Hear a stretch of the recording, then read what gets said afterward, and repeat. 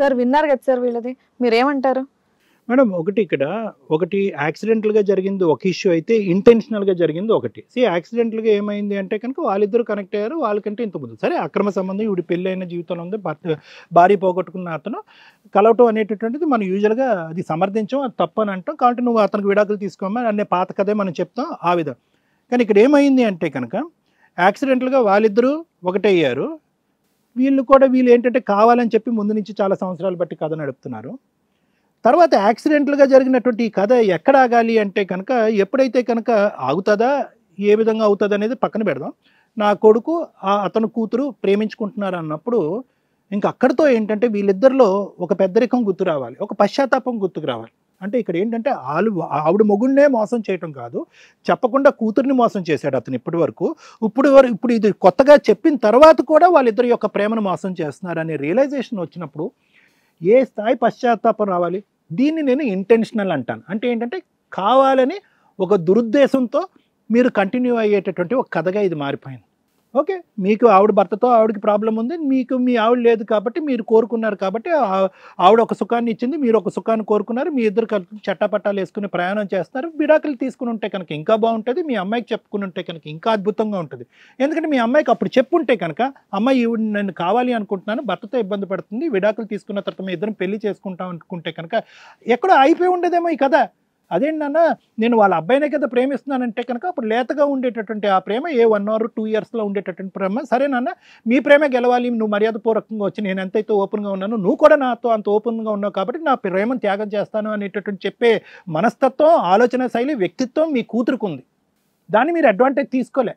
నా కూతురు వచ్చి ఒక అబ్బాయి గురించి చెప్తుంది, కానీ ఒక తండ్రిగా నేను ఒక పరాయి స్త్రీని ప్రేమిస్తున్నప్పుడు అది నా కూతురికి ఎందుకు చెప్పకూడదు? కరెక్టే, ఆ ప్రేమ దొంగ ప్రేమే కాదనట్లేదు.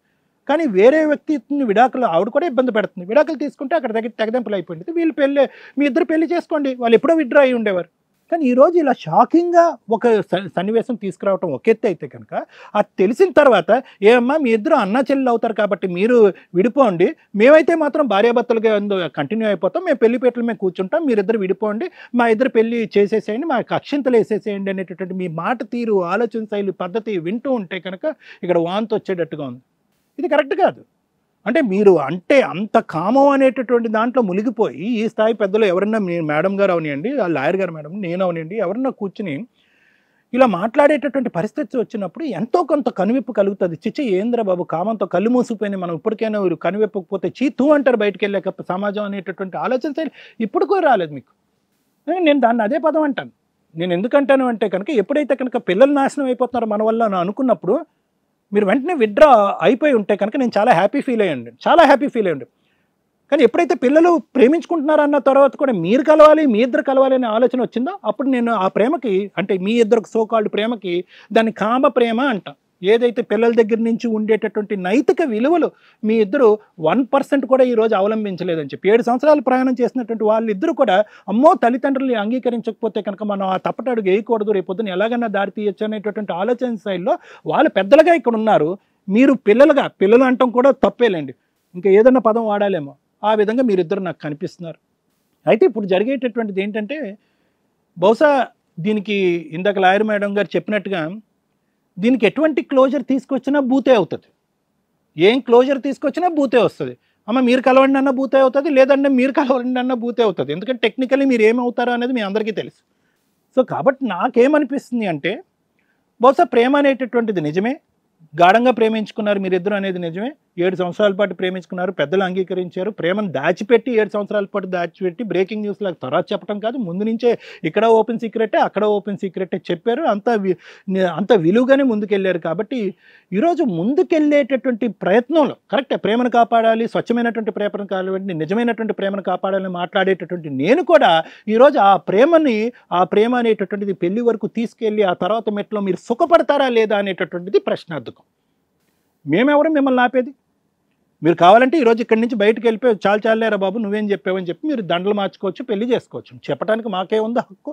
కానీ at the end of the day ఈ కాన్స్టెంట్ థ్రెట్ ఏదైతే మీ బ్రెయిన్లో మేకులాగా గుచ్చుకుని ప్రతిరోజు ఎవరు పక్కన నేనున్నాను, నా పక్కన ఎవరున్నారు అనేటటువంటి ఒక ఆలోచన ఉంటుంది చూడు, అది మానసికంగా మిమ్మల్ని వికలాంగులు చేసేస్తుంది. అంటే మిమ్మల్ని ముందుకు వెళ్ళనివ్వదు.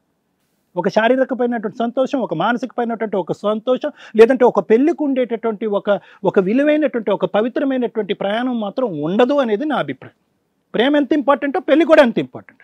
ప్రేమించుకున్నాము, పెళ్లి చేసుకున్నాము.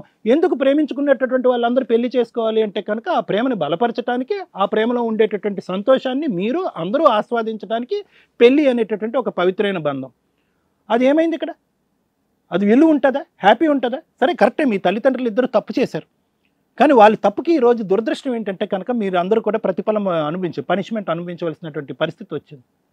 కాబట్టి ఆ ఇద్దరు వాళ్ళిద్దరిని నేనేమంటానంటే, నేను వాళ్ళతో పోల్చిన ఆ మాట అంటే కనుక మళ్ళీ ప్రాబ్లం వస్తుంది. నేను వాళ్ళిద్దరికీ కౌన్సిలింగ్ ఇవ్వాల్సినటువంటి అవసరం లేదు. ఎందుకంటే కౌన్సిలింగ్ ఇచ్చేటటువంటి వయసులో వాళ్ళు లేరు, కౌన్సిలింగ్ ఇచ్చేటటువంటి అనుభవం వాళ్ళకు ఉంది. బహుశా నా స్థాయిలో కూర్చుని మీలాంటి పిల్లలు ఎవరన్నా తప్పులు చేస్తే కనుక కౌన్సిలింగ్ ఇచ్చేటటువంటి వయసులో అప్పుడు కంటిన్యూ చేశారు, మీరు ప్రేమించుకున్నప్పుడు కంటిన్యూ చేశారు. సోకాల్డ్ అతనే నా ప్రేమికుడు అని ఇక్కడ డిక్లేర్ చేసినా కూడా వాళ్ళ ప్రేమను కంటిన్యూ చేసేటటువంటి మూర్ఖత్వపు స్వభావం ఉండేటటువంటి వాళ్ళకి ఏ గోటి సైకాట్రిస్ట్ కౌన్సిలింగ్ చేస్తాడు.